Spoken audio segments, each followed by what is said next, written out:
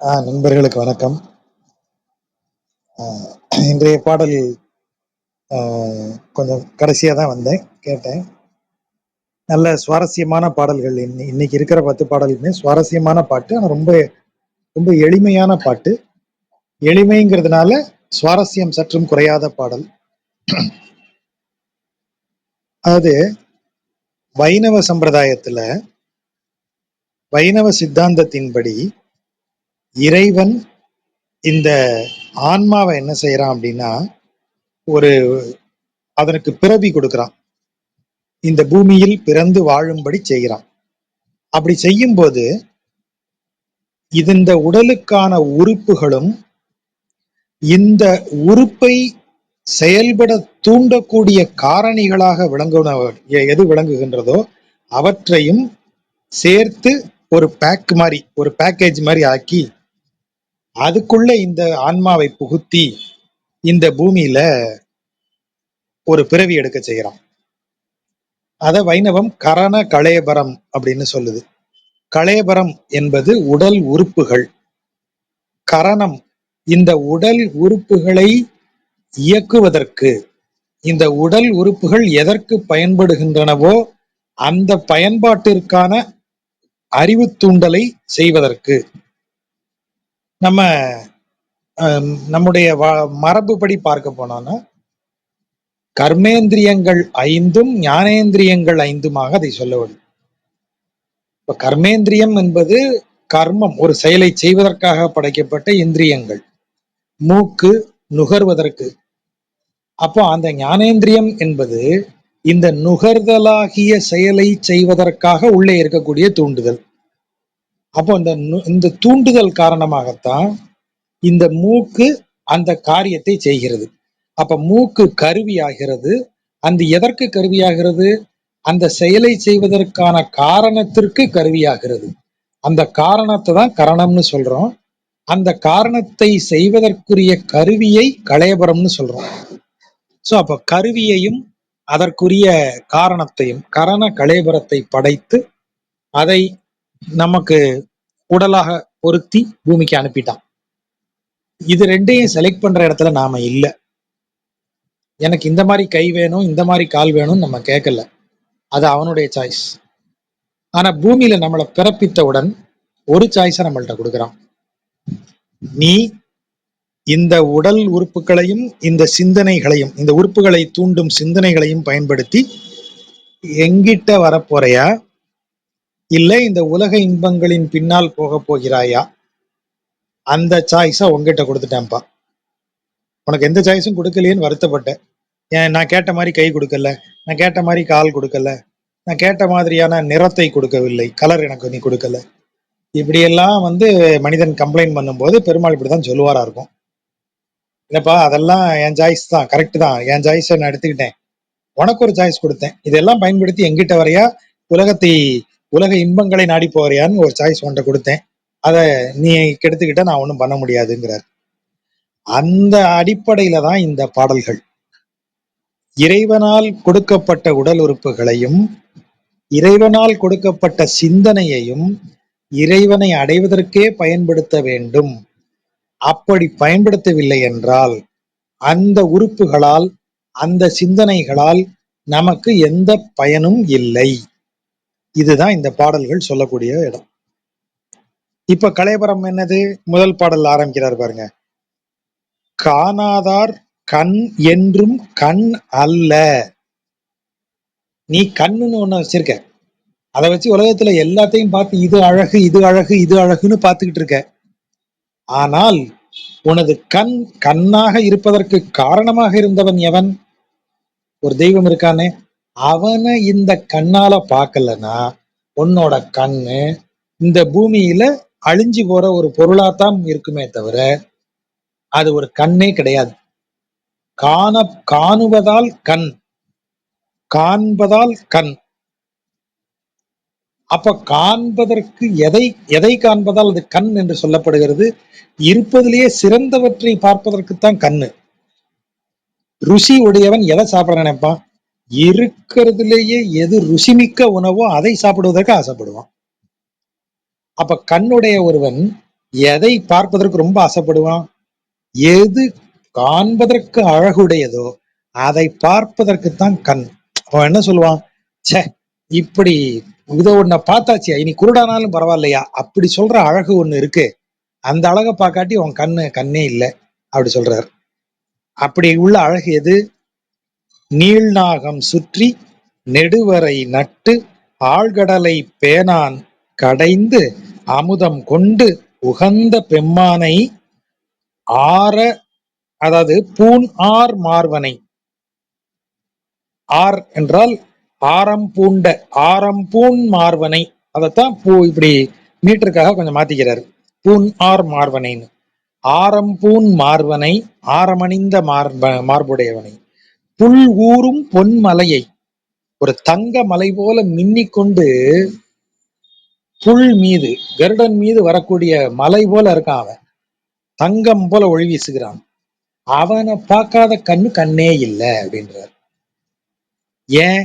அவன் அமுதத்தை கொடுத்தவன். நீள்நாகமாகிய வாசுகியை சுற்றி நெடுவரையாகிய மந்தாரமலையை நட்டு ஆழ்கடலாகிய பார்க்கடலை பேனான் கண்டுக்காம விட்டான். ஏன்? பார்க்கடலை கடையிறாங்க. பார்க்கடல் யாருடைய இடம்? பெருமாள் பள்ளி கொண்டிருக்கும் இடம். என்னடா நம்ம பள்ளி கொண்டிருக்கிற இடத்த வந்து இப்படி மலையை போட்டு பாம்பை போட்டு கடையிறாங்களே அப்படின்னு கூட அவர் கவலைப்படல. பேனான், கவலைப்படாதவன், ஒரி பண்ணல அவன். சரிப்பா, ஏதோ அவங்க அமுதம் வேணும்னு கடையிறாங்க, கடைஞ்சிட்டு போட்டும் அப்படின்னு ஈஸியா விட்டு கொடுத்துட்டான். பேனான், ஆழ்கடலை பேனான், அவன் பேனாம விட்டு அதை கடைந்து அதுல வந்து அமுதத்தை கொண்டு வந்து கொடுத்தான். அமுதம் கொண்டு அப்படின்னா அமுதத்தை அவன் எடுத்துக்கொண்டுங்கிற அர்த்தம் இல்ல. அமுதத்தை கொண்டு வந்து, அமுதத்தை கொண்டு வந்து இவன் தான் கொடுத்தான். ஏன்னா அசுரர்கள் பிடிங்கிட்டு போயிட்டாங்க அமுதம் வந்த உடனே. இப்ப தேவர்கள் வழக்கம் போல இவங்கிட்ட வந்து ஆள, இவன் போய் அதை அவர்கள்ட்ட இருந்து சாமர்த்தியமா மோகினி அவதாரம் எடுத்து அவர்களிடமிருந்து எடுத்து கொண்டு வந்து கொடுத்தான். எப்படி கொடுத்து? இவங்க மேல இருக்கிற அன்பினால கொடுத்தான். உகந்த பெம்மானை, அப்படி செய்த அந்த பெருமானை, மார்பில் ஆரம்பூண்டு அழகோடு இருக்கக்கூடிய மார்பை உடையவனாகவும், ஒரு தங்கம், அந்த ஒரு மலை போல, தங்க மலை போல கருடன் மீது பவனி வருபவனுமாகிய அவனை காணாத கண் கண்ணல்ல. நீள்வான், அதாவது இந்த நீள்வான் நீள வானம் கிடையாது, நீண்ட வானம்ங்கிற பொருள் இல்ல. நீள்வான் வேண்டி குரல் உருவாய், அதாவது நீளமா வளர போறான். நீள்வான், சாப்பிடுவான், உட்காருவான், நடப்பான் அப்படின்னு எதிர்காலத்தை சொல்லக்கூடிய வினையச்சங்களை பயன்படுத்துறோம் இல்லையா, அத மாதிரி நீள்வான், இனி நீளமா வளர போறான், உயர போறான், உயரமா ஆக போறான். அப்படி வளர்வதற்காக முதல்ல எப்படி வந்தான்? நீள்வான், நீள போகிறவன், குரல் உருவாய் நின்று, குறுகிய வடிவாய் வந்து நின்று. இதுக்கு பெரியவாச்சாம்பிள்ளை விளக்கம் சொல்றாரு பாருங்க. குரல் உருவாய்ங்கிறதுக்கு நரி பூணுல் அணிந்தார் போலே வந்து நின்று அப்படின்னு எழுதுறாரு. பாக்குறதுக்கு எப்படி இருந்தா தெரியுங்களா? ஒரு நரிக்கு பூணல் போட்டு விட்ட மாதிரி இத்தினூண்டு பயலா வந்து நின்னா அப்படின்னு எழுதுறாரு. நரிக்கு பூணல் இட்டார் போலே அப்படின்னு இருக்கு. நீள்வான், உயர்ந்து வளர வேண்டியவன், குரல் உருவாய், குறுகிய உருவாய், நின்று, வந்து நின்று, வரிசையில வந்து நிக்கிறான். இறந்து தானம் கேட்கிறான். யாருகிட்ட? மாவலியிடம். மாவலி மண் தாளால் அளவிட்ட, தாள் என்றால் பாதம். மாவலியிடம் வந்து அவனுடைய இதுக்கு வேள்விக்கு வந்து வரிசையில நின்று அவனிடத்தில் தானமாக இறந்த பிறகு மாவலி எதை தானமா கொடுப்பான்? தனக்குரியதைத்தானே தானமா கொடுப்பான். அப்ப மாவலி மண் மொத்தத்தையும் தானமா வாங்கிட்டாரு. எப்படி வாங்கினாரு? மாவலி மண், மாவலியினுடைய உலகை, அவன் ஆளும் உலகையெல்லாம் தாளால் அளவிட்டு, தனது கால்களால் பாதத்தால் அளந்துட்டாரு.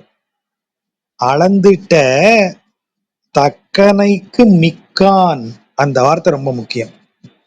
அது என்ன? தக்கனை என்றால் வடமொழி சொல்லாகிய தட்சணை. தட்சணை என்றால் வேள்வியில் அந்தணர்களுக்கு கொடுக்கப்படுவது, அந்தணர்களுக்கு செய்யக்கூடியது வந்து தட்சணை.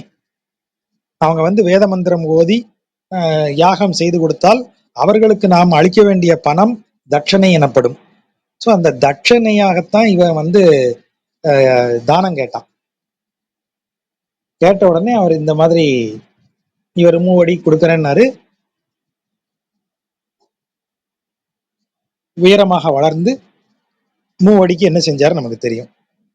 அப்போ ஒரு கேள்வி வருது. இவன் முதல்ல தட்சணை அவன்கிட்ட போய் தானம் கொடுன்னு கேட்கறான். அதான் தட்சணையாக தானம் கேட்கறான். தரம்பா அப்படின்னு அவன் சொல்லிட்டான். இப்போ கையில் நீர் வார்த்து கொடுக்கிறான். நீங்க பாத்தீங்கன்னா தெரியும்.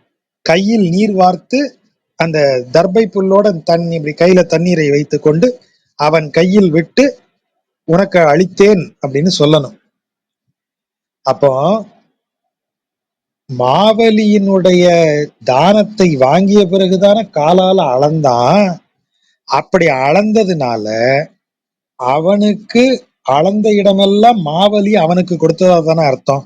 அப்ப இவன் அளந்த எல்லாமே உலகத்தை அளந்தான், மேல வானத்தை அளந்தான் நீங்க அளந்து விடுறீங்களே, அதெல்லாம் மாவலி இவனுக்கு இது கொடுத்தது தானே, வாக்கு கொடுத்தது தானே. மாவலி வந்து அவனுக்கு தத்தம் பண்ணி கொடுக்கறான் இல்லையா, அதுக்கு பேர் தத்தம் செய்து கொடுத்தல், வாக்கு கொடுத்தல். அவன் வாக்கு கொடுத்தான்ல, அப்போ அவன் வாக்கு கொடுத்தவன் வந்து இதையெல்லாம் இவன் பெருமாளுக்கு கொடுத்திருக்கான்னு தானே ஆகுது. பெருமாள் எப்படி வாக்கு கொடுத்த அவனை விட பெரிய ஆள் ஆகிறான்? ஒருத்தன் வந்து நான் 1000 ஏக்கருக்கு சொந்தக்காரன் தெரியுமா அப்படின்னு சொல்றான். எப்படிப்பா 1000 ஏக்கர் வாங்கினேன்? அங்க ஒரு ஆள் இருந்தாரு, அவர்கிட்ட போனேன், சார் 1க்கு அடுத்து 3 சைஃபர் போட்டு ஏக்கர் எனக்கு இருந்தா போதும் சார்ன்னு சொன்னேன். அவரு 1 ஏக்கர் தானே வச்சுக்கோன்னாரு. அப்புறம் தான் பார்த்தா பத்திரத்துல 1000 ஏக்கர்னு இருந்துச்சு. ஆனா அந்த மனுஷன் கொடுத்துட்டாரு. இப்போ கொடுத்தவன் பெரியவனா, 1000 ஏக்கரை வாங்கினவன் பெரியவனா? அப்ப மகாபலி தானே பெரியவன். தட்சிணைக்கு அடங்கியவன் தானே இப்போ வந்த வாமனன் அப்படின்னு ஒரு கேள்வி வருது. அப்ப இவர் பதில் சொல்றாரு, தக்கனைக்கு மிக்கான் இல்லையா, தட்சணையை தாண்டிட்டான். எப்படி தாண்டினான்? எதை வென்றான் மாவலி? மண்ணுலகை வென்றான், விண்ணுலகை வென்றான். அப்ப ஒரு அடியால 3 அடி கேட்டு ஒரு அடியால் மண்ணையும் இன்னொரு அடியால் விண்ணையும் அளந்த பிறகு 3வது அடி எனக்கு கொடுக்கறேன்னு வாக்கு கொடுத்தியே, எங்க 3வது அடின்னு அவர் கேட்கிறாரு. அப்ப அவன்கிட்ட கொடுக்கறதுக்கு என்ன இருக்கு? ஒண்ணுமே இல்லை. அப்ப அவன் பணிந்து வணங்கி தனக்கு தலையை கொடுக்கறான். என்னையே கொடுக்குறேன் சுவாமி, எனக்கு அதுக்கு மேல இல்லை, என் அகந்தை அழிந்தது, இதோ இந்த அகந்தையால் வீங்கிய தலைமேல் உங்கள் பாதங்களை வைங்க, நானே உங்க பாதங்களுக்கு அடங்கினவன், நான் என்ன உங்களுக்கு தானம் கொடுக்கறது? அப்போ தட்சணைக்கு மீறியவனாக அந்த எழுந்து நிற்கிறான் இறைவன். அதுதான் அந்த வார்த்தை. தக்கனைக்கு மிக்கான் குரல் உருவாய் நின்று இறந்து நீழ்வான் மாவலி மண் தாளால் அளவிட்டான். தன் கால்களால் அளவிட்டவன் தட்சணைக்கு மிகுந்த கீர்த்தி உடையவன். அவனுக்கு நீங்க தானம் அளிக்க முடியாது, எல்லாமே அவனுடையது. இதுல நாம வந்து என்ன அவனுக்கு தட்சணை அளிக்கிறது? அதான் அவன் தக்கனைக்கு மிக்கான்ங்கிற வார்த்தையை போடுறார். தோளாத மாமணியை, தோளாதங்கிறத துவளாதன்னு எடுத்துக்கோங்க. மாமணி, ஒரு மணி இருக்கு, அதாவது ஒரு வைரம்னு வச்சுப்போம். அந்த வைரத்தை நீங்க அப்படி விட்டீங்கன்னா அதில் எண்ணெய் படிந்து அதை பயன்படுத்தினீங்கன்னா அதுல எண்ணெய் இறங்கிருச்சுன்னு சொல்லுவாங்க. லேடிஸ்க்கு தெரியும் எண்ணெய் இறங்கிருச்சு அப்படின்னு. அப்ப அதனுடைய ஒளி மங்கிரும். அப்போ அதை அப்பப்போ பாலிஷ் போடணும் வைரத்தை. ஆனா அதுதான் வைரம் தோளுதல், வைரம் துவளுதல்னு அர்த்தம். வைரம் துவளுதல் என்றால் வைரம் அதன் மேல் மாசு வடிந்து அதன் ஒளி குன்றுகிறது. ஆனால் இறைவன் எப்படிப்பட்ட மாணிக்கம், எப்படிப்பட்ட வைரமாக இருக்கிறான்? தோளாத மாமணி, சற்றும் ஒளி குறையாமல் இருப்பான், அவன் மேல் மாசு படியாது, அவன் எப்போதும் ஒளி வீசிக் கொண்டிருக்கும் வைரம் போல் இருப்பவன். தோளாத மாமணியை தொண்டர்க்கு இனியானை, தொண்டர்க்கு இனிமையானவனாக விளங்கக்கூடியவனை, அவன் புகழை கேளா செவிகள் செவியல்ல கேட்டோமே. எதை கேட்டோமே? இந்த வார்த்தைக்கு எந்த செவி அவன் புகழை கேட்கவில்லையோ அது செவி அல்ல என்று பெரியவர்கள் சொல்லுவதை நாங்கள் கேட்டோம் அப்படின்னு சொல்றாரு. அதை கேட்டோம், உங்களுக்கு புரியுது. என்ன கேட்டீங்க? அவன் புகழை கேட்டீங்களா? இல்ல, அவன் புகழை கேட்காத செவி செவியே கிடையாதுன்னு சொன்னார்ல, அதை கேட்டுக்கிட்டோம். இப்ப எங்களுக்கு அறிவு வந்துருச்சு, இனி அவன் புகழை கேட்போம். தூயானை தூயவனை, தூய மறையானை தூய்மையான வேதங்களால் புகழப்படுபவனை, தூய்மையான வேதங்களின் பொருளாக விளங்குபவனை, தென் ஆலி மேயானை தென் திசையில் இருக்கும் திருவாலி நகரில் வசிப்பவனை, உரைபவனை. அதான் மேவுதல்னா உரைதல்னு அர்த்தம். அவன் தூயவன், தூய வேதங்களின் பொருளாக விளங்குபவன், திருவாலி நகரிலே உரைபவன், மேவாள் உயிருண்டு அமுதுண்ட வாயனை. மேவாள் என்றால் தன்னை விரும்பாதாள்னு அர்த்தம். மேவுதல் என்றால் நம்ம அப்படி பழகிறது, நட்போடு பழகிறது தான் மேவுதல். அப்போ மேவாள் என்றால் அவன் நட்போட வரவில்லை. யாரு? பூதனை. அப்படி மேவாள் நட்பு இல்லாமல் வந்தவளுடைய உயிரை உண்டு. சரி, மேவாள் உயிர் உண்டுன்னு சொல்லிட்டீங்க, அடுத்து என்ன? அமுதுண்ட வாயன். எப்படி பூதனிட்ட உயிரை உண்டான்? அவள் மார்பில் விஷத்தை தடவி கொண்டு வந்து குழந்தைக்கு பால் கொடுப்பது போல் கொடுக்கிறாள். இந்த விஷத்தை சாப்பிட்ட குழந்தை இறந்துரும் அப்படின்னு. அப்ப அவன் மார்பில் இருந்து சுரப்பது விஷப்பால். ஆனா நம்மால் என்ன செய்யறார்? அவன் பாலை அருந்தவில்லை, அவள் உயிரையும் சேர்த்து அருந்தி விட்டான். அப்ப கொலகார குழந்தையில ஆயிருது அது. அப்படி இல்லப்பா, அதே வாயாலதான் யசோதைட்ட போய் அவன் பால் அருந்தினான். ஆகவேதான் அடுத்த வரியில அமுது உண்ட வாய். யசோதை கொடுத்தது அமுதம்.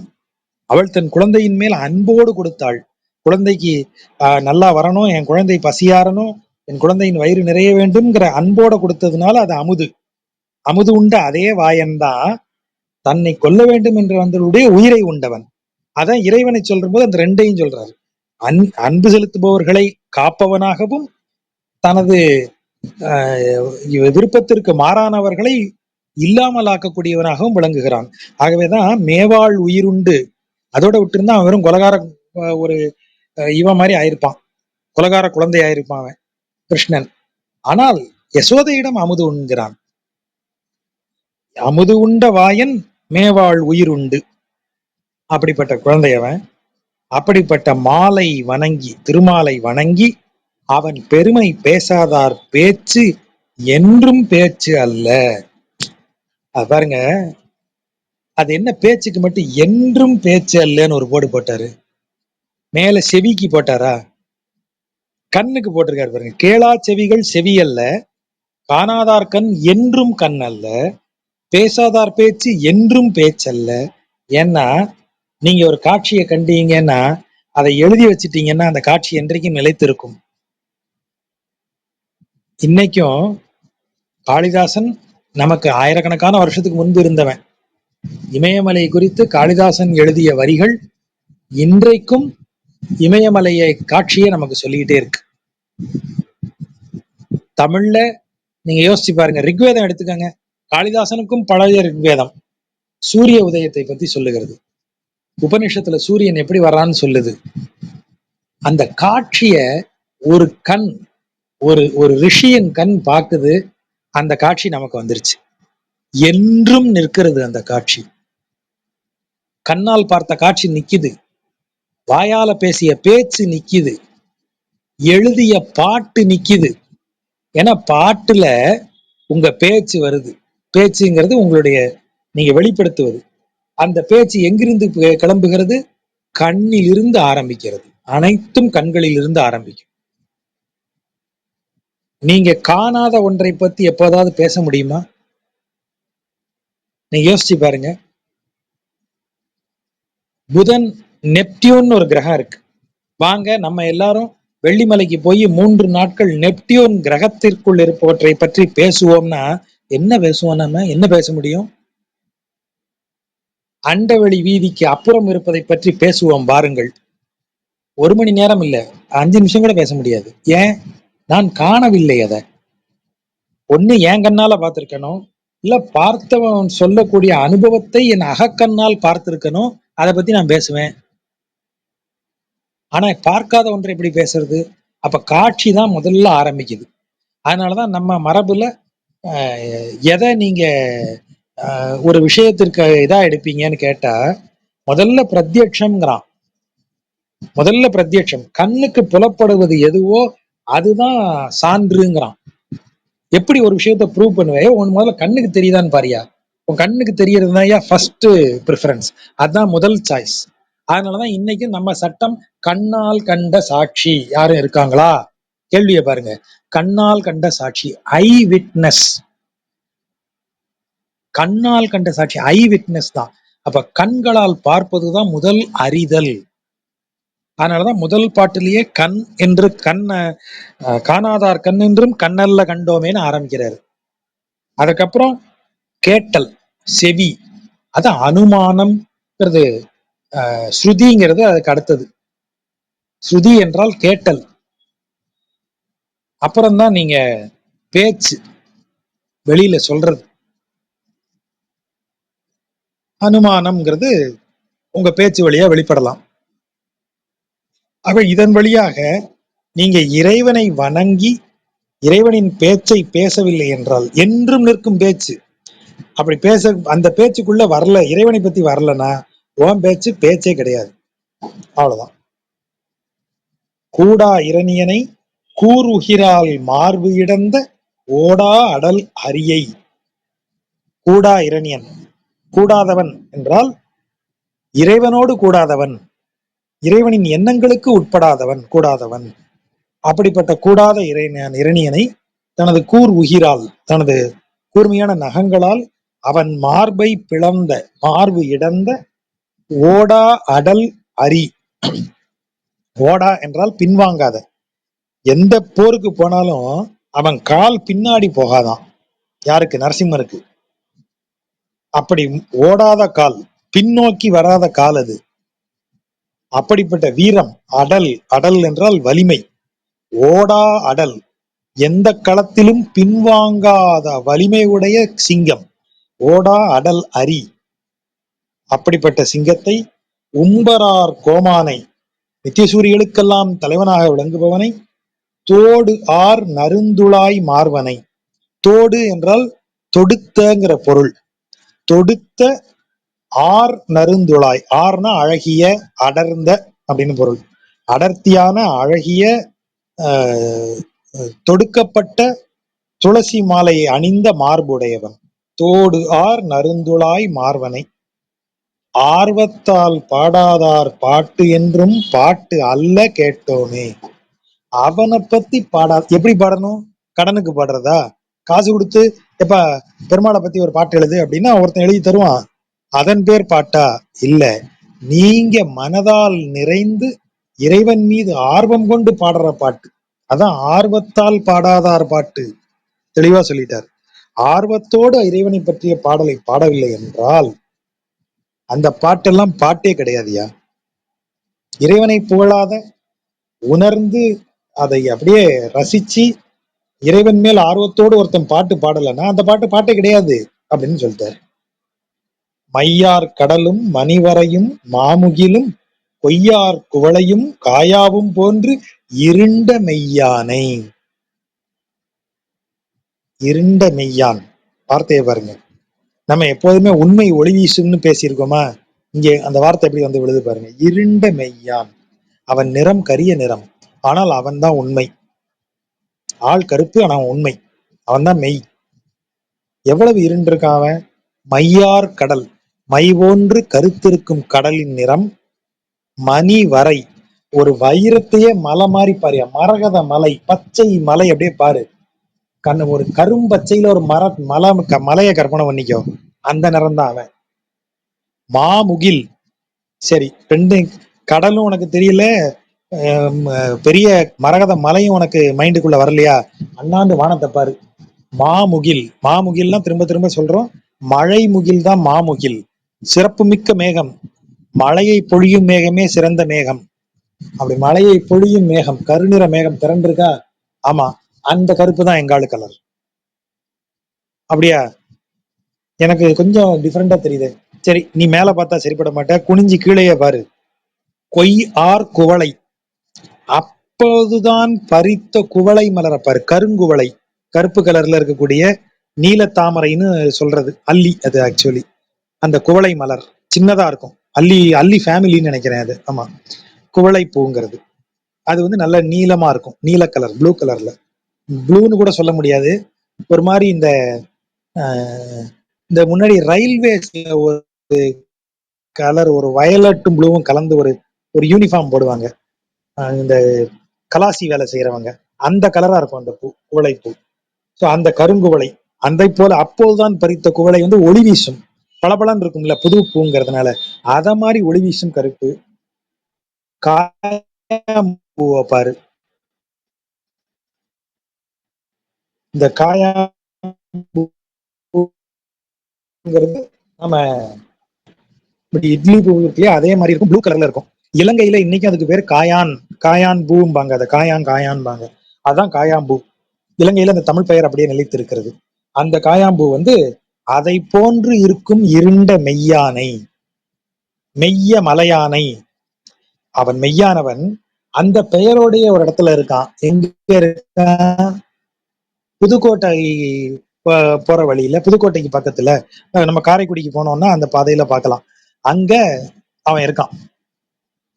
நம்ம ஊருக்கு பேரே திருமெய்யம் அப்படின்னு பேரு. அவன் பெயரால் வந்த ஊர் அது, திருமெய்யம். மெய்யநாதன் அப்படிங்கிற பேர்ல அங்க இருக்கான். ஒரு மலை குன்று, அந்த மலை குன்றுக்கு கீழே ஒரு குடைவரை கோயில் அதுக்குள்ள இருக்கான். ஆகவேதான் மெய்ய மலையானைங்கிறாரு. மலை போலதான் இருப்பான் அவன். நான் ஏற்கனவே சொல்லியிருக்கேன், திருமெய்யம் போய் ஒரு முறை பாருங்க அந்த பெருமாளை. அவன் எப்படி இருப்பான்னு நான் சொல்ல மாட்டேன், நீங்க போய் பார்த்தாதான் அந்த அனுபவம்னு நான் சொல்லியிருக்கேன். பெருமாளை பார்த்து ரசிக்கிற அனுபவம்ல சில பெருமாளை பேசவே கூடாது, பார்க்கத்தான் செய்யணும். சும்மா போய் பாருங்க. பாண்டவ தூத பெருமாள், உலகளந்த பெருமாளை கூட நான் அந்த லிஸ்ட்ல வைக்க மாட்டேன், இருந்தாலும் உலகளந்த பெருமாளையும் வச்சுக்கோங்க. பாண்டவ தூத பெருமாள், உலகளந்த பெருமாள் இதுல காஞ்சியில. அதே மாதிரி படுத்திருக்கிற பெருமாள்ல என் பார்வைக்கு ரொம்ப அழகர்களா 2 பேர் இருக்காங்க. ஒருத்தர் திருக்கோளூர் வைத்தமாநிதி பெருமாள்,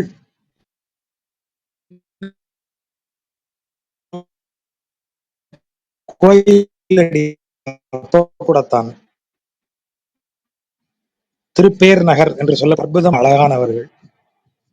அப்புறம் இந்த பெருமாள் இருக்காரு இல்லையா, திருமையநாதன், அவர் வந்து வேற ஒரு மாதிரியான ஆளு.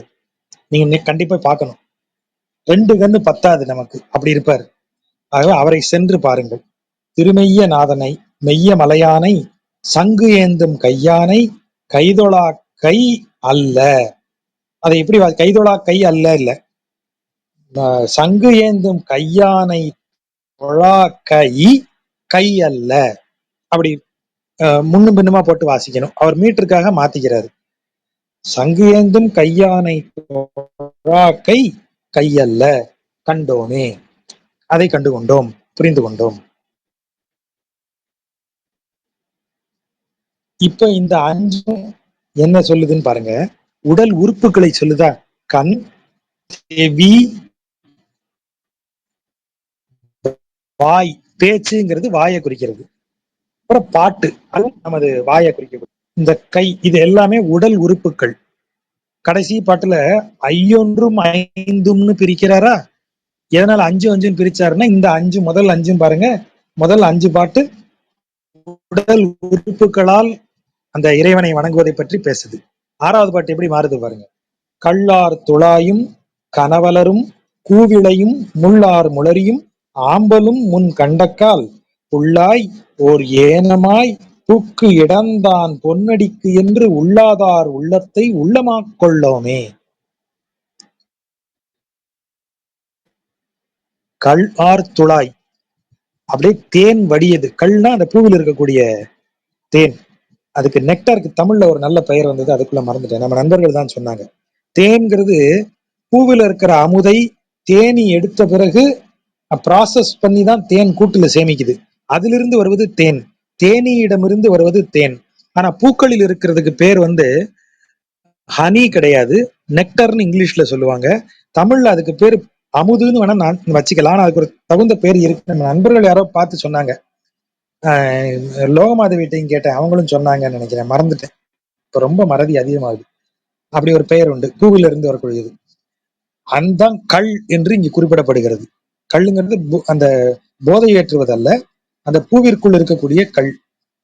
கள்ளார் துழாய், அப்படியே கல் வடியக்கூடிய துளசி. கனவலர் என்றால் அலரிப்பூ. அலரிப்பூங்கிறத நம்ம ஸ்பெல்லிங் மிஸ்டேக் ஆக்கி அந்த ஸ்பெல்லிங் மிஸ்டேக்கே கரெக்டான இதா பேசிட்டு இருக்கோம். இப்போ முன்னாடி மதுரைங்கிறத மருதன்னு சொல்லுவாங்க. மருததான் ஊரு அப்படின்னு சொல்லுவாங்க. மதுரை மருதை ஆச்சு. குதிரைங்கிறத குருதை அப்படின்னு சொல்லுவாங்க.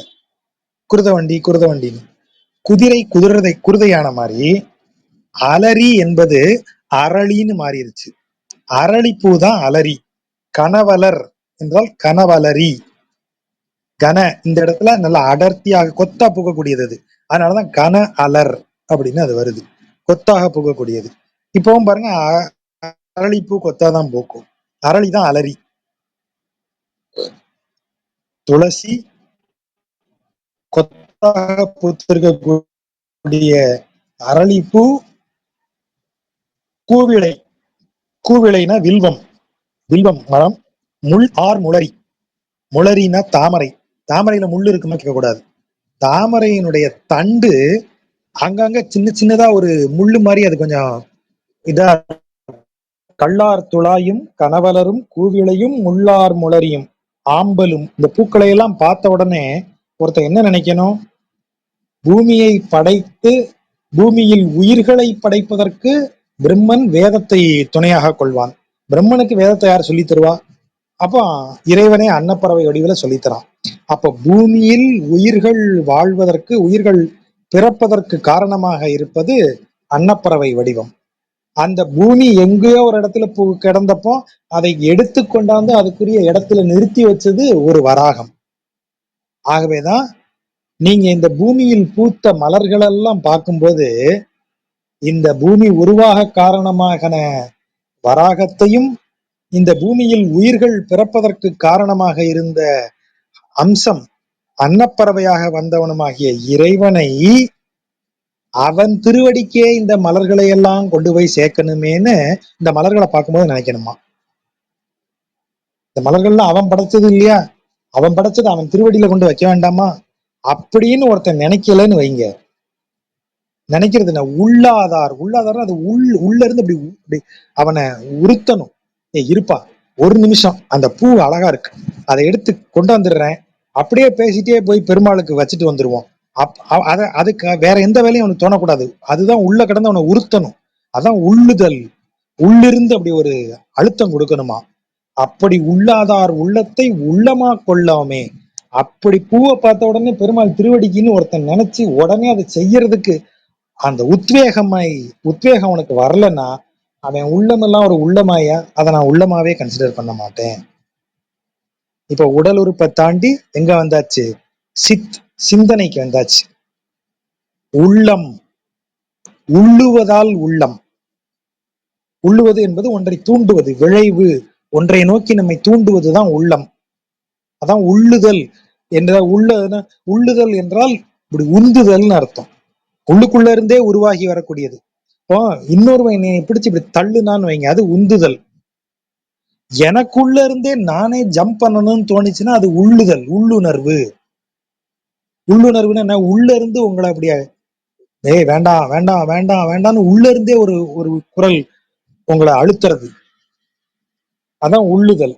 அப்ப அப்படிப்பட்ட உள்ளம் ஒரு செயலை செய்வதற்கு தூண்டுவது. இங்கே செயலைத்தான் சொல்றாரு. பூவை பாக்குறையா, அதை எடுத்துக்கொண்டு அவன் பொன்னடியில வை. இதெல்லாம் என்ன? எதை அழகு என்று நீ ரசிக்கிறாயோ, எவையெல்லாம் நீ அனுபவிக்க வேண்டும் என்று நினைக்கிறாயோ, அவற்றையெல்லாம் இறைவனின் திருவடிக்கு உரியவைன்னு நினைச்சனா தப்பான பொருள் மேல உனக்கு ஆசை வராது. இறைவனின் திருவடிக்கு உரியது அப்படின்னு நினைக்கிற ஒண்ணு, ஒரு ஒரு ஒரு பிஞ்ச செருப்பை பார்த்தா கூட எனக்கு ஆசையா தான் இருக்கும். நல்லா இருக்கு இந்த செருப்பு. கோயில் வாசல்ல போய் பாக்குறேன், நம்ம செருப்போட இந்த செருப்பு அழகா இருக்கேன்னு ஒரு செகண்ட் தோணத்தான் செய்யுது. எப்பா இந்த அழகான பொருள் இறைவனின் திருவடிக்குரியதுன்னு ஐயோ இன்னொருத்தன் பொருள், இன்னொருத்தன் பயன்படுத்தினது, இதை எப்படி நம்ம எடுக்க முடியும் அப்படிங்கிற எண்ணம் வரும். இறைவனுக்குரியதாக நினைத்தால் நமக்கு தவறான விஷயம் கண்ணில்படாது. ஆகவே இந்த பொருள் கனையார் கடலும் கருவிளையும் காயாவும் அணையானை. அணையான் என்றால் அதை போன்றவன் அர்த்தம். அணையான் அதை போன்றவன். எதை போன்றவன்? கனை ஆர் கடல். கனை என்றால் ஒலித்தல், அதான் கனைத்தல். அலையால் ஒலி எழுப்பிக் கொண்டே இருப்பது கடல், அதனாலதான் கனையார் கடல். அலை ஒலி எழுப்பிக் கொண்டே இருப்பதால் கடல் சத்தம் போட்டுக்கிட்டே இருக்குன்னு சொல்றோம். கனையார் கடல். அந்த கடலின் நிறமும் கருவிளை. கருவிளைங்கிறது சங்கு புஷ்பம். நம்ம நீல கலர் சங்கு புஷ்பம் இருக்குல்ல, அதான் கருவிளை. கருவிளையும் காயாவும், அதை ஏற்கனவே பார்த்த காயாம்பூ.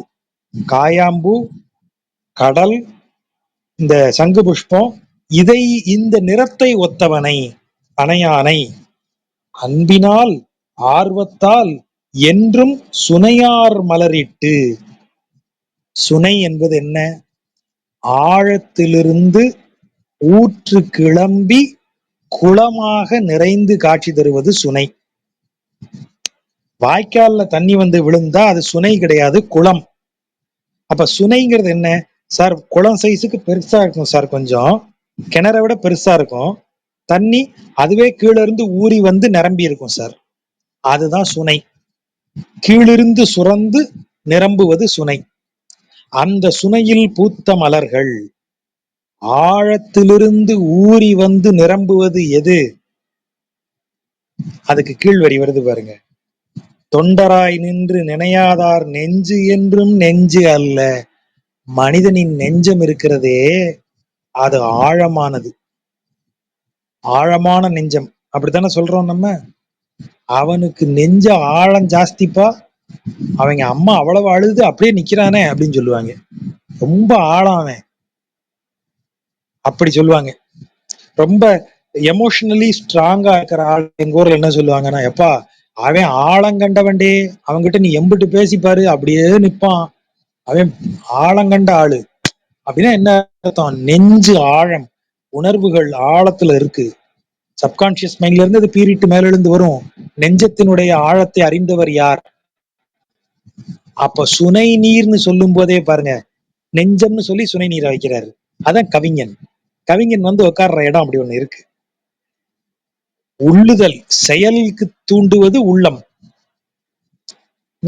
அதான் உள்ளம் போகும் போக்கு அப்படின்னு அதை சொல்றது. செயல் வந்து வேற வேறையா மாறிக்கிட்டே இருக்கும் நமக்கு. அப்போ இந்த இடத்துல ஒரு செயலுக்கு தூண்டுவத சொல்லியாச்சு, அத உள்ளம்னு சொல்லியாச்சு. உள்ளிலிருந்து ஊறி வருவது அப்படின்னு சொல்லி ஊறி நிறைவதுன்னு சொல்றது சுனை. ஆழத்திலிருந்து ஊறி வந்து நிறைவது, நெஞ்சத்திலிருந்து ஊறி வரும் எண்ணங்கள் நிறைந்துதான் நான் என் சிந்தனைன்னு சொல்லிட்டு இருக்கேன். அப்படிப்பட்ட இடத்த சொல்றதுக்கு நெஞ்ச சொல்லும் போது சுனையார் மலரி, அந்த சுனை நெஞ்சிலிருந்து வந்து சுரந்தவற்றிலிருந்து பூக்கின்ற மலரை எடுத்து நான் யாருக்கு வைக்கணும்? இறைவனுக்கு வைக்கணும். மூத்த ஆழ்வார்கள்ல பேயாழ்வார் எழுதின பாட்டு ஒண்ணு உண்டு. நம்ம எப்போதும் நான் என்னுடைய வகுப்புல அதை வச்சிருப்பேன். யானையை குறித்த பாடல்கள்ல ஒரு ஒரு வேளம் அதனுடைய மத நீரே சுரந்து குளமாக ஆகி அந்த குளத்தில் ஒரு தாமரை பூத்து அந்த தாமரையை கொண்டு வேங்கடவனை வணங்குகிறதுன்னு முடிச்சிருவார். பாட்டுல வேற எதுவுமே கிடையாது. மிகு மதத்தால் வாய்வூசி அப்படின்னு சொல்லி அந்த பாட்டு ஆரம்பிக்கும்.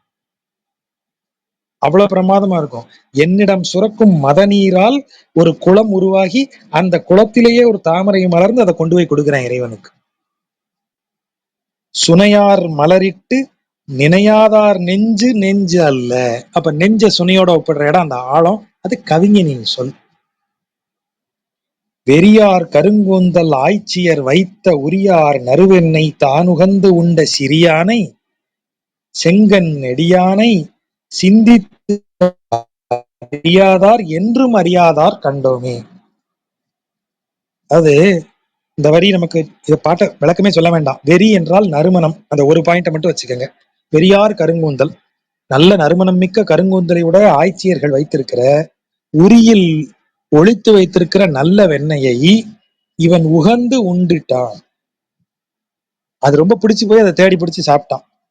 அப்படிப்பட்ட சிறியானை, ஏன் சின்ன பயலைன்னு சொல்ற? இந்த காரியத்தை செய்தவன் சின்ன பையன். நீங்க இறைவனை என்னன்னு சொல்லிட்டு இருக்கீங்க? அவன் தான் எல்லாத்தையும் படைச்சான்றீங்க.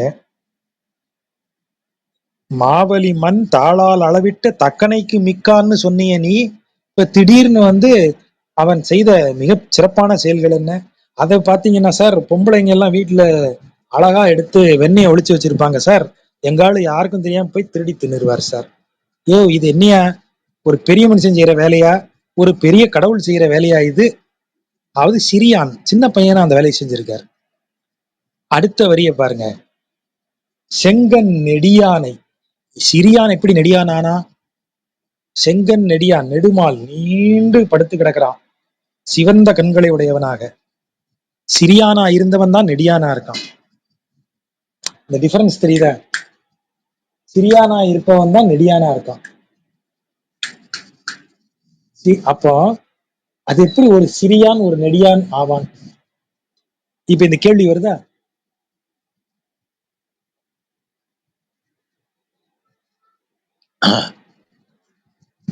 ஒரு சிறியானாக வந்தவன் நெடியானாக இருப்பவன். அப்ப இந்த கேள்வியை கேட்டுக்கோ. எதனால் இறைவன் இப்படி ஒரு வெண்ணையை திருடுபவனாக, ஒரு சிறியவனாக, ஒரு குழந்தையாக ஏன் வந்தான்? அவன் யார்? அவன் நெடியவன், அனைத்துக்கும் உயர்ந்தவன். அவன் ஏன் இப்படி அதை சிந்திக்கணும் நீ. அதனாலதான் அந்த வார்த்தையை போடுறாரு, சிந்தித்துதான் அறிய வேண்டும். அப்ப அறிதல் அப்படிங்கிற முறை என்ன? அறிதல் முறை என்பது அறிபவனுடைய அனுபவமும் அறிபவனுடைய முயற்சியும் அதில் இருந்தாதான் அது அறிவு. இப்போ புவிர்ப்பு விசை என்ற ஒன்று உண்டு இப்படின்னு நான் சொல்றேன்னு வைங்க. சார் உங்களுக்கு ரொம்ப அறிவு சார், எப்படி சார் அப்படின்னு நீங்க என்ன கேட்பீங்களா? எப்படி சார் சொல்றீங்க, எவ்வளவு பிரமாதம் சார் அப்படிதான் கேட்பீங்களா? நீங்க என்ன சொல்லுவீங்க? சார் இதெல்லாம் எப்போ தெரியும் சார், இதெல்லாம் ஐசக் நியூட்டன் எப்போ கண்டுபிடிச்சு சொல்லிட்டாரு சார். பெருமை யாருக்கு போகுது? ஐசக் நியூட்டனுக்கு. ஏன் அப்ப நான் என்ன பொய்யா சொல்றேன்? புவியீர்ப்பு விசை உண்டு, பொய்யா உண்மையா? உண்மைதானே. அப்புறம் ஏன் என்ன ஒன்னும் சொல்ல மாட்டேங்கிறீங்க? ஏனென்றால் நான் சிந்தித்து அறியாதார் அப்படின்னு வார்த்தை வருது. சிந்தித்து நான் அறிந்ததா அது? நான் படிச்சேன், ஐசக் நியூட்டன் சிந்திச்சார். மண்டையில ஒரு ஆப்பிள் விழுந்தது, திடீர்னு அவர் சிந்திக்கிறாரு, ஏய் என்னடா நம்மளும் பார்த்துக்கிட்டே இருக்கோம், காலங்காலமா மேல இருந்து எல்லாம் கீழே தானே விழுது, ஏன் எல்லாமே மேல பார்க்க போக மாட்டேங்குது, ஒய் அப்படின்னு முதல் சிந்தனை அவருக்கு தான் வருது. அந்த சிந்தனையில் பிறந்த அறிவு தான் பூமிக்கு ஈர்ப்பு சக்தி உண்டு என்பது. அப்ப சிந்தித்து சொன்னவனது அறிவு தான் அறிவு. இப்ப சிந்திக்காம நான் சொல்றேன், எப்படியா சொல்ற? ஐசக் நியூட்டன் சொல்லியிருக்காரு சார். அப்புறம் மின்சாரம், நான் மின்சாரம்னு ஒண்ணு உண்டு தெரியுமா, இது ஒரு விஷயம்னு சொல்ல வந்துட்டேன். ஏற்கனவே இதை இவரெல்லாம் சொல்லிட்டாரு, அதை தாமஸ் ஆல்வா எடிசன் சொல்லிட்டார், அவர் சொல்லிட்டார். எத்தனை பேர் இருக்காங்க? அணு ஆயுதம் எப்ப, அதெல்லாம் ரூதர்ஃபோர்ட் எப்போ சொல்லிட்டாருப்பா. அப்ப நாம் பேசுற ஒன்று இதுவரைக்கும் எவராலும் சிந்தித்து சொல்லப்படாத ஒன்றா இருக்கணும், அல்லது குறைந்தபட்சம் அதுல ஏன் சிந்தனை ஒண்ணு இருக்கணும். அணு ஆயுதத்துக்கு முதல்ல அணுவை பிரித்ததுல இருந்து இப்ப இருக்கிறது வரைக்கும், அணு கொள்கை வரைக்கும் எத்தனை பேர் நோபல் பிரைஸ் வாங்கியிருக்காங்க. ஒவ்வொருத்தரும் புதிய சிந்தனையை உள்ள வச்சு அதிலிருந்து ஒரு அறிவை பெருக்கி கொடுக்கிறார்கள். சிந்தித்தால் தான் அறிவு வரும். அப்ப எதை சிந்திப்ப? அப்ப அதுக்கு ஒரு கோடு கொடுக்கிறாரு, சிறியானை செங்கன் நெடியானை. ஒரே ஆளு எப்படியா சிறியவனாவும் இருக்கான் நெடியவனாவும் இருக்கான். இப்ப சிந்தி, உனக்கு அறிவு வரும். அப்படி சிந்தித்து அறியாதவன், சிந்திக்காமல் நானே அறிஞ்சுக்கிட்டேன். திடீர்னு இப்ப நம்ம சொல்றோம், இன்னைக்கு தமிழ்நாட்டினுடைய நாத்திகம் எல்லாம் பாருங்க, அன்றே சொன்னார் டேஷ் டேஷ், அன்றே சொன்னார் அறிஞர் டேஷ் டேஷ்னு சொல்லிடுவாங்க. அவர் அன்றே சொன்னார்னா நீ இன்னைக்கு என்னத்தை சிந்திச்ச? அதுல இருந்து நீ அடைந்த அறிவு என்ன? நம்ம இல்ல, அவர் சொல்லியிருக்காரு சார், அத அவர் சொல்லிட்டு போயிட்டாரு. நீ என்ன செஞ்ச அதுல இருந்து? அதான் அவர் சொல்லியிருக்காரு சார். அப்ப இவனுக்கு என்ன கிடையாது? அறிவு கிடையாது. சிந்தித்து அறியாதார் என்றும் அறியாதார், அந்த வார்த்தையை சொல்றார். கவிஞன் சொல்லிருக்கே, நீங்க கவனிக்க கவனிக்க அது அவ்வளவு பொருள் கொடுக்கும். கவிஞனின் சொல் காலம் இன்னும் 100 வருஷம் கழிச்சும் இந்த வரி எடுத்து வைங்க, சிந்தித்து அறியாதார் என்றும் அறியாதார்னா இன்னும் 1000 வருஷம் கழிச்சினாலும் இந்த சொல் அதனுடைய புதுமையை, அதனுடைய உண்மையை இழக்காது. அதுதான் கவிஞனின் சொல். தேனோடு வண்டு ஆளும் திருமால் இருஞ்சோலைதான் இடமாக கொண்டான், அதான் இடமாக கொண்டான். க வந்து குறைதல் விகாரம், மீட்டருக்காக குறைச்சிருக்காரு. தேனோடு வண்டு, வாயில தேனோடு, மலர்களில் இருக்கிற தேனை அருந்தி அருந்தி வாயெல்லாம் தேனா வடியுது. எங்க? திருமாலிருஞ்சோலையில் இருக்கிற வண்டுக்கு. ஆளும் என்றால் ஓசை எழுப்பி கொண்டு பறப்பது. வண்டினுடைய ஓசைக்கு ஆளுதல்னு பேரு. வண்டு அப்படி முரளுதல்னு பேரு. ஆளுதல் என்றால் அலைந்து திரிந்து அப்படி பறப்பது, அதான் ஆளுதல். தேனோடு வண்டு ஆளும், அப்படி இப்படி வாசிக்கணும். வண்டு தேனோடு, வாயில் தேனோடு ஆளும் எங்கப்பா? திருமாலிருஞ்சோலை. அதைத்தான் இடமாக கொண்டான். அந்த அதை தன்னுடைய இருப்பிடமாக கொண்டவன். தடமலர் கன்னிக்காய், கன்னி மூணு சுழியின் அப்படின்னா கண்ணை குறிக்கிறது, உடல் உறுப்பாகிய கண். தடமலர் கன்னி ரெண்டு சுழியின், கன்னி அப்படின்னா இளம்பெண்ணுன்னு அர்த்தம். கன்னி மூணு சுழியின், இன் அப்படி சொல்லணும் அதை, கன்னி.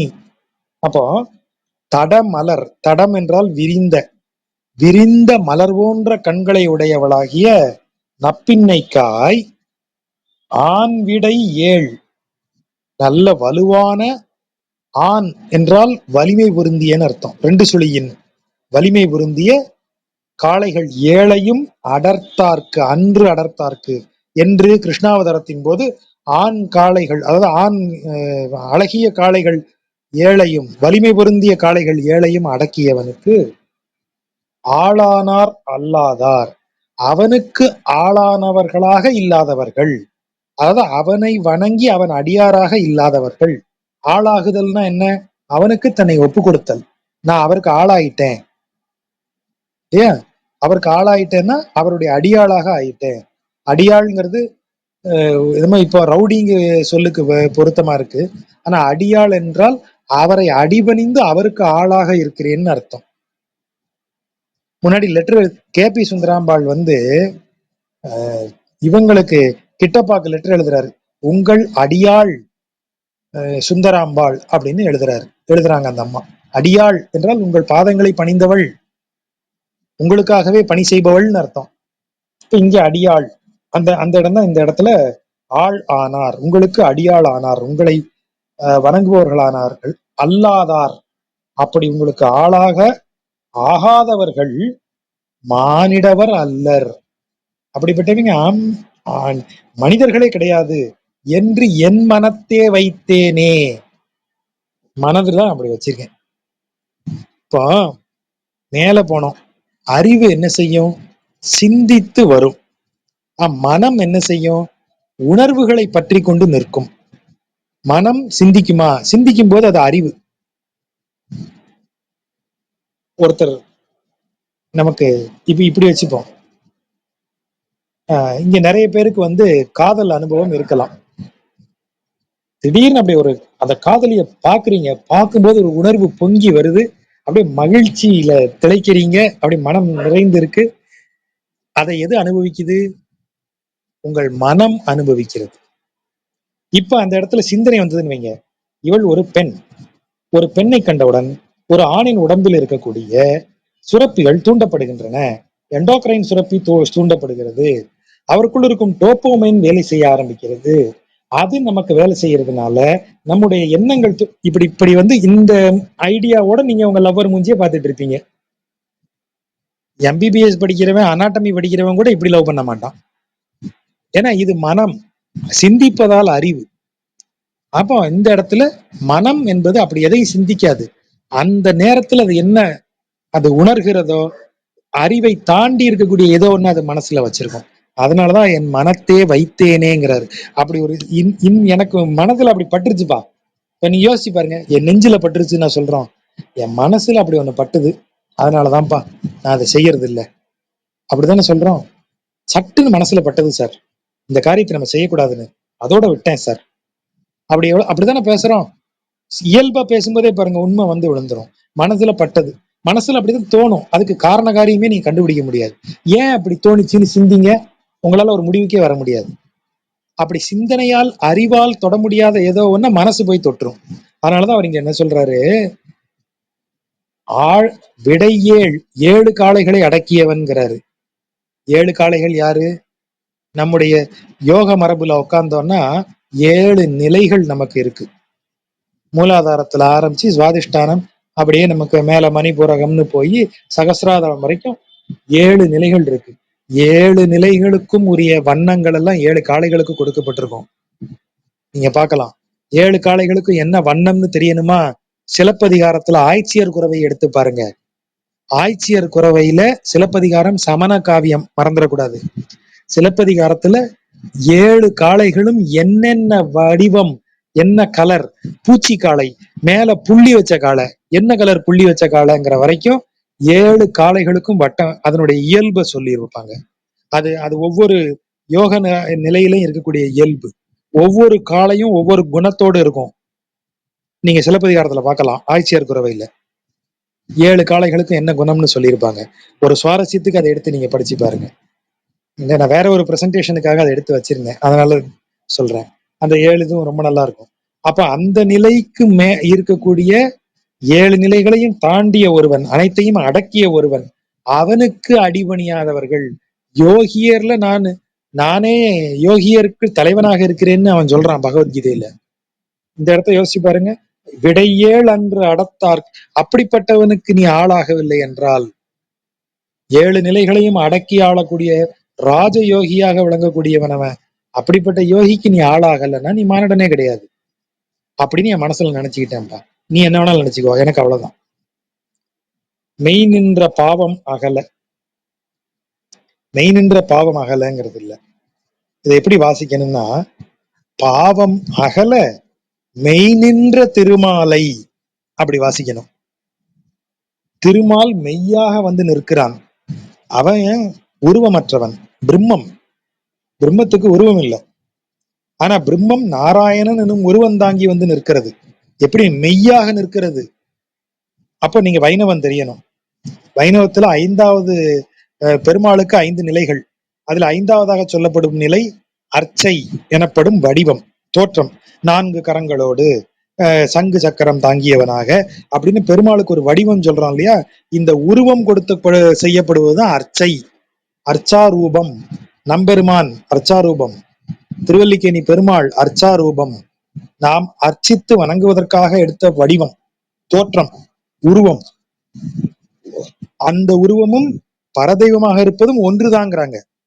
5 நிலைகள்ல அவன் இருப்பான். இந்த நிலை உயர்ந்தது, இந்த நிலை தாழ்ந்தது கிடையாது. 5லும் அவன் பரதெய்வம் தான். 5லுமே அவன் தெய்வம் தான். ஒரே மாதிரிதான். நீங்க யோக நிலையில் அமர்ந்து அவனை வணங்கி வழிபட்டு அர்ச்சையிலையும் அதை நீ செய்யலாங்கிறாரு. வைணவம் அப்படிதான் சொல்லும். பெருமாளுக்கு உருவம் படைத்து அந்த பெருமாளை கொஞ்சி, நான் சொல்றேனே, நம்பெருமாளை கொஞ்சறது அவ்வளவு பிரமாதமா இருக்கும். நம்ம வகுப்புல நிறைய சொல்ல முடியும், இங்க நேரம் இல்லை. இன்னொரு முறையில் அதை சொல்லுவோம். பெருமாளை அப்படி கொஞ்சறாங்க. அப்படிப்பட்டதும் யோக முறையில வணங்குவதும் ஒண்ணுதான். ஆகவேதான் இந்த இடத்துல அந்த வார்த்தையை சொல்றாரு. அவன் ஏன் அந்த வடிவத்தை எடுத்துக்கிட்டான்? அவன் வடிவமற்றவன், எல்லாமாக இருப்பவன். இந்த பூமியே அவனுடைய உடல் தான். அப்ப அவன் எதுக்கு பூமிக்குள்ள ஒரு இன்னொரு வடிவத்தை எடுக்கணும்னா, நம்ம பாவம் அகலறதுக்காக அவன் மெய்யாக வந்து நிற்கிறான். நம் பாவம் அகல மெய்யாக நின்ற திருமாலை. அதான் அந்த வரிக்கு பொருள். பாவம் அகல மெய் நின்ற திருமாலை கை நின்ற ஆழியான் சூழும் களல் சூடி. ஆழியை கையில் ஏந்தியவன், அதான் கை நின்ற ஆழியான். தர்ம சக்கரத்தை கையில் உடையவன். சூழும் களல். களல் எப்படி சூழும்? ஆமா, அவன் உலகத்தை அளந்த போது இந்த உலகத்தையே அவன் காலடிக்கு கீழே வச்சிருந்தானே. அப்ப நம் தலைக்கு மேலாக நம்ம அனைத்தையும், நம் உலகையே சூழ்ந்திருப்பது எது? அவன் திருவடி. கழல் அவன் திருவடி. சூழும் கழல். பூமியே அவன் காலுக்கீழே இருக்கியா? அவன் கால், பூமியை சூழ்ந்திருப்பது அவன் திருப்பாதம். அந்த கழலை சூடி என்றால் தலையில் அணிந்து கொண்டு, அவன் திருப்பாதங்களை தலையில் தாங்கி, கை நின்ற வேல் கை கலியன். கை நின்ற வேல் கை கலியன். கை நின்ற வேல் என்றால் அவன் உடலில் ஒரு கை போன்று நிற்கும் வேலை உடைய கையை உடையவன். ரெண்டும் இருக்கு. அந்த வேல் அவன் கையில இருக்கும்போது அவனுடைய 3வது கை மாதிரி அது செயல்படுமா. அப்படிப்பட்ட வேலை கையில் உடையவன். அதான் கை நின்ற வேல் கை கலியன். அவன் ஒலிமாலை. அவன் சொன்ன இந்த பாடலை ஐயொன்றும் ஐந்துமாக அவன் சொன்னது. ஒரு 5ம் இன்னொரு 5மா சொல்லியிருக்கான். அதான் நம்ம ஏற்கனவே பார்த்தோம் இல்லையா? முதல் 5 பாடல் உடல் உறுப்புகளை வச்சு சொல்லியிருக்கான். அடுத்த 5 பாட்டுல இந்த 4 பாட்டுல என்ன சொல்லியிருக்காரு? எல்லாமே எண்ணங்கள், சிந்தனைகளால், உடல் உறுப்புகளை கிடையாது. மனம், நெஞ்சம், சிந்தனை, உள்ளம், இதை வைத்து சொன்ன பாடல்கள். அதனாலதான் ஐயொன்றும் 5 மாயின்னு வைப்பாங்க. இவை பாடி ஆடுமினே, இதை பாடி மகிழுங்கள். இதுல நீ ஒண்ணும் இல்லை, இதை பாடி மகிழ்வதே ஒரு பெரிய அனுபவம் தான் முடிச்சிட்டார். பொறுமையாக கேட்ட நண்பர்களுக்கு நன்றி. நன்றி ஜாஜா.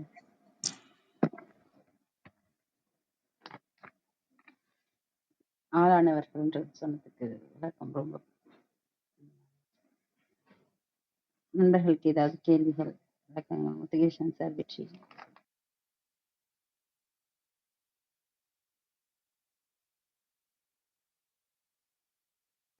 அடுத்த 10 பாடலோட பெரிய திருமொழி நிறைவடைகிறதுன்னு நினைக்கிறேன்.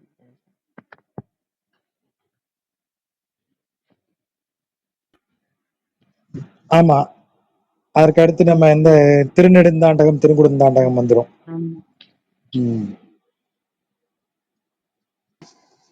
பெரிய திருமொழி முடிச்சாலே, திருமங்கையாழ்வாரை முடிச்சாலே கிட்டத்தட்ட 3/4 கிணறு தாண்டின மாதிரிதான்.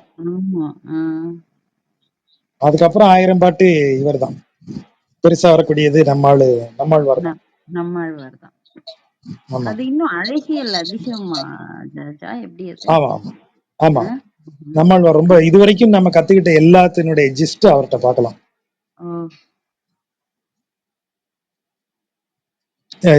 ஒரு திருமழிசை ஆழ்வார், திருமங்கை ஆழ்வார், பெரியாழ்வார், குலசேகர ஆழ்வார் எல்லாரும் கலந்த கலவையா இருப்பார் அவர். திருப்பான ஆழ்வார் எல்லாரும் கலந்தவரா இருப்பார் அவர். ஆனா ஆண்டாள் தனியா தானே இருப்பா. Andal always unique. இதுல பரகால நாயகியும் அப்படித்தானே. நம்மாழ்வாருக்கு அது மாதிரி பெண்பால் எதுவும் இருக்கா? ஆமா, அவங்கதான் பராங்குச நாயகி. ஓஹோ, பராங்குச நாயகி. ஆமா, அவரும் பிரமாதமா எழுதியிருப்பாரு. அது வரும்போது பாருங்க, ரொம்ப சுவாரஸ்யமா, ரொம்ப அருமையா எழுதியிருப்பாரு. இது ரெண்டும் தான் நாயகி பாவம் மொத்த 4000 திவ்ய பிரபந்தத்திலே இல்லையா? பரகால நாயகி, பராங்குச நாயகி. ஆமா, வேற எந்த ஆழ்வார்களும் எழுதல மாதிரி எழுதியிருக்காங்க. இந்த அளவுக்கு எழுதல, 1-2 பாயிண்ட் எழுதியிருப்பாங்க. இப்ப பெரியாழ்வாரே எழுதியிருக்காரு.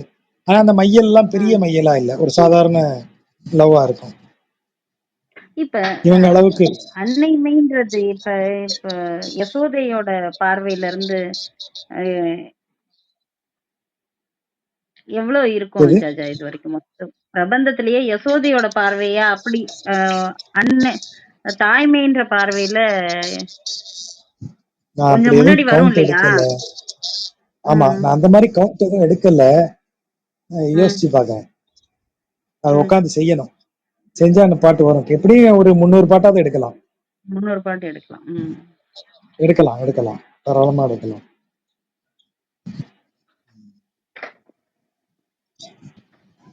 நன்றி ஜஜா. இன்னைக்கு கேள்விகள் ரொம்ப சிறப்பா இருந்தது. இந்த லோகமாதேவி மேடம் சொன்னது சொன்னீங்க இல்லையா, மலர் அமுதுன்னு. அது திருமங்கை ஆழ்வார் பூ மதுன்னே சொல்றாரு ஒரு இடத்துல. பூ மதுன்னு சொல்றாரு இல்லையா? அதுவே நல்ல சொல்லதான் இருக்கு. இருந்தாலும் மதுங்கிறது, ஆமா, அதுவும் வந்திருக்கு. வேற ஏதோ ஒரு சொல் பார்த்தேன், ஞாபகம் எனக்கு அது என்னன்னு டக்குன்னு ஞாபகம் வரல. மதுங்கிறது அது கூட வடமொழி சொல். அமுதுன்னு தான் ஏதோ ஒண்ணு வந்து பூ அமுதா ஏதோ ஒரு சொல் திடீர்னு ஞாபகம் வரும், அதை சொல்றேன். மலர் அமுது நல்லாதான் இருக்கு. இதுல அந்த வார்த்தைக்கு இவங்க போட்டிருக்கிறது இருக்குல்ல ஜாஜா, ஒரு நிமிஷம். நீங்க அந்த மணிக்கு சொன்னீங்க இல்லையா, தோளாத மாமணியைன்றதுக்கு வைரம் தீட்டப்படாத அப்படின்ற மாதிரி ஏதோ சொன்னீங்க இல்லையா?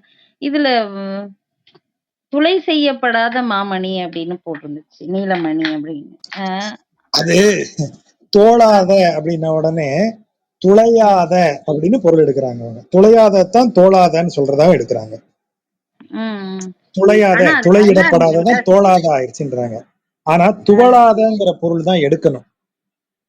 துவளாத மாமணி அப்படின்னா ஒளி குன்றாத மாமணின்னு அர்த்தம். அது பூமியில எவ்வளவு சிறப்பான வைரமும் அப்படியே வச்சிருந்தீங்கன்னா மேல தூசி படிந்து அதன் ஒளி குறையும்.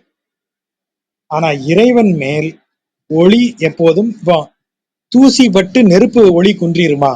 நெருப்பை தூசி மூடுமா? மூடாது. அது ஸ்வயம் பிரகாசம். தன் பிரகாசத்தாலேயே தன்னை எந்த மாசும் அண்ட விடாது. அதை போல் ஒளி குன்றாத வைரமாக விளங்குபவன்கிற பொருள்ல தான் நம்ம அதை எடுக்கணும். அதுக்கு ஒண்ணு உண்டு. இந்த மாதிரி பழைய காவிய மரபுகள்ல உவமை உவமேயத்தை விட சிறப்பானதாக இருப்பதாக நம்ம பார்க்கணும். இப்போ உவமேயம் என்றால் என்ன? எதற்கு உவமைய சொல்றீங்களோ அந்த உவமைக்கு உள்ளாக்கப்படும் பொருள் எதுவோ அதுதான் உவமேயம்.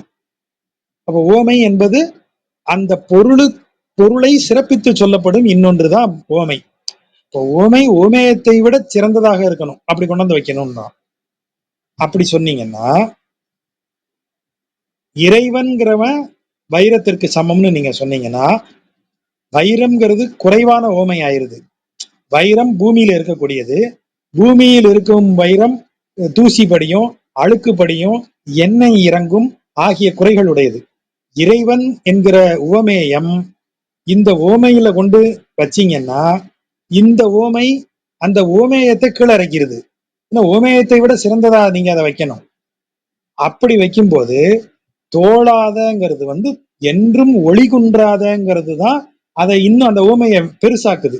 இறைவனாகிய ஓமேயத்திற்கு அதை ஈக்குவலா கொண்டு போய் வைக்க முடியுது. ஒளிகுன்றா வைரம். காலமோ சூழலோ வேறு எதனாலுமோ ஒரு வைரத்தின் ஒளி குன்றாது இருக்குமாயா? இல்லைங்க, அப்படி ஒரு வைரத்துக்கு வாய்ப்பே இல்லையேங்க. அந்த வைரம் தான் எங்க பெருமாள், அப்படி நீங்க சொல்ல முடியும். ஆகவே எப்போதும் நீங்க ஓமைக்கும் ஓமேயத்துக்கும் அப்படி வைக்கும்போது நீங்க அதை கவனிச்சு போ. துளைங்கிறது என்ன இருக்கு அதுல? துளையிடாத வைரம். ஓகே, ராவா ஒரு வைரத்தை எடுத்து துளையிடாம வச்சீங்கன்னா அது ஒளி குன்றாம இருக்குமா? துளையிடாத வைரமும் ஒளி குன்றும். அப்ப இந்த அர்த்தத்துல நம்ம அதை எடுத்தோம்னா நமக்கு சரியா இருக்கும். அப்படியும் பொருள் எடுக்கலாம் தான், ஆனா அதை விட இது பெட்டரான பொருளா இருக்கு. நாம எப்போதுமே பெட்டரான பொருளை தான் முதல் ப்ரிஃபரன்ஸ் கொடுக்கணும். அவ்வளவுதான். ரொம்ப நல்லா இருக்கு ஜட்ஜ். ஆனா இந்த நீங்க சொன்னீங்க இல்லையா ஓமேயம்ன்ற விஷயம், அது ரொம்ப முக்கியமானதோ எனக்கு தோணுது. அந்த விளக்கம் தான் இப்ப ரொம்ப தேவையானது. இப்ப நாம குடுக்குற ஓமை அந்த ஓமேயத்தை இன்னும் ஹைப் பண்ணி காட்டுற மாதிரி இருக்கலாம். ஆனா இது கொஞ்சம் குறைவுபடுத்திடுது அப்படின்னும் போது இந்த தோளாதன்றதுக்கு இது நான் வேற மாதிரி ஒரு தத்துவார்த்தமான பொருள் அந்த துளையில் இடாதன்னா அவன் உட்புக முடியாதவன் அல்லது முழுதும் அறிய முடியாதவன் அப்படின்ற மாதிரி அவங்க சொல்லியிருக்கிறது.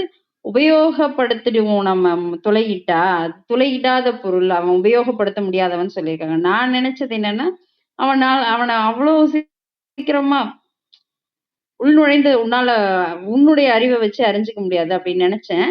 ஆனாலும் அது அந்த பொருளை விட எனக்கு நீங்க சொல்றது இப்ப புரியுது. அது புரிஞ்சுக்க முடியுது. நன்றி.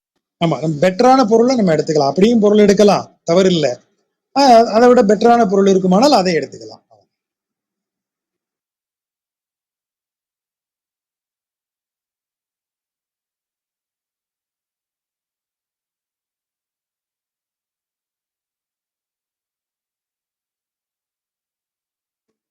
நண்பர்களுக்கு வேற ஏதாவது கேள்விகள் இருந்தா கேட்கலாம். இந்த ஓமேயம்ன்றது அது பொதுப்படையான ஒரு விஷயம்தான் இல்லையா? இப்ப எல்லாவற்றுக்குமே இது இறைவன்றதுனால இது நம்மளால நமக்கு காவிய வாசிப்புக்கு உண்டான அடிப்படை ரூல்ஸ்ல அதுவும் ஒண்ணு. காவிய வாசிப்புக்குள்ள உட்கார்ந்தீங்கன்னா அதுல இது சொல்லுவாங்க ஓமேயத்தோட பெட்டரா இருக்கணும்னு.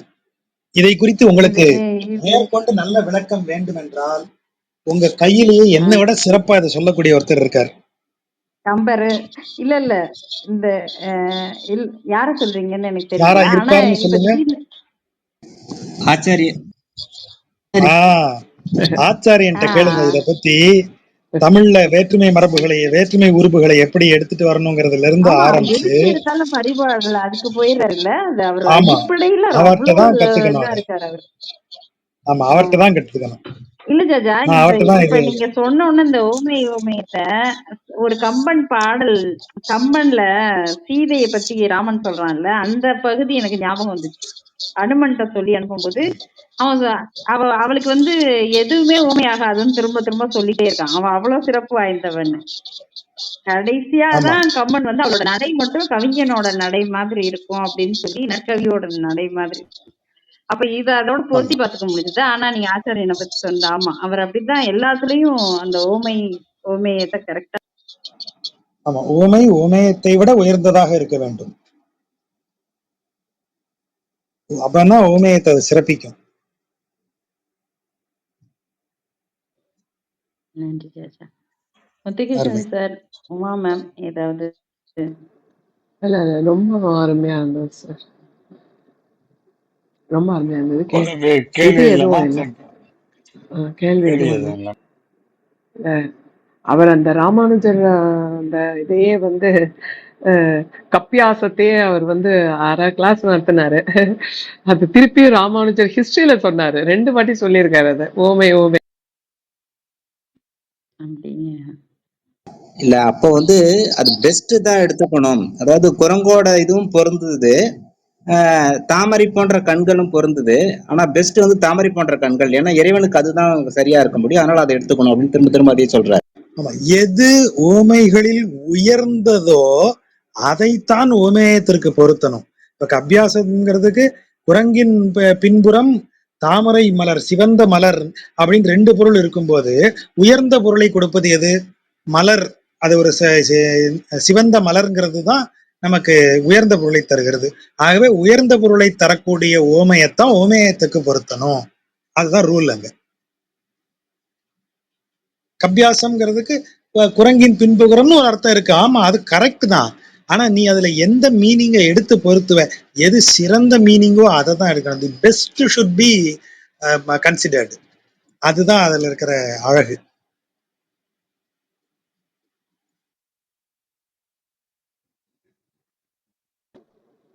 நன்றி நண்பர்களே. விஜி எந்த கேள்வியில நீங்க என்ட்ரூம் கொடுத்துருங்க. நான் இன்னைக்கு என்ன கொஞ்சம் நல்லாவே இருக்கு நெட்வொர்க். ஆமா, எனக்கு நெட்வொர்க் சரியில்லை. நான் கொடுத்துறேன். சரி, வேற கேள்வி இல்லைன்னா அடுத்து செவ்வாய்க்கிழமை சந்திக்கலாம். ஆமா, செவ்வாய்க்கிழமை சந்திக்கலாம். நன்றி நண்பர்களுக்கு. நன்றிமா, நன்றி.